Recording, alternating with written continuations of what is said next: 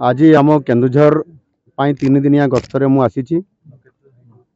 आज ये प्रथम कार्यक्रम थिला आमर ऑल इंडिया सांताड़ी राइटर्स एसोसिएशन तरफ सप्तम वार्षिक उत्सव थिला।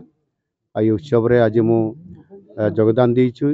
सांताड़ी समाज रो ये माने नेतृत्व नौथबारु एवं सांताड़ी जाति संस्कृति एवं ऐतिह्य को बहुत आगो को नेबा पई सामने बहुत काम कर लेखनी मुनरे एणु तांकर ये कार्यक्रम रे सामिल है निश्चित भाव में मु खुशी एवं गौरवान्वित मन करुच्ची एवं ये समाज केमती आरी आगो को बढ़िबो से मु आज आगो को जीवाई मु आज अनुरोध करिछि, परामर्श भी देइछि एवं ये समाज रे तांकर जहाँ जहाँ समस्या अच्छी भाषा को लेकर तांकर साहित्य को लेकर एवं तांकर जो विभिन्न दाबी अच्छी ताहा आगामी दिन में आलोचना करी ग्रहण करने विचार करने मु तांकर कथा मु ग्रहण करिछि।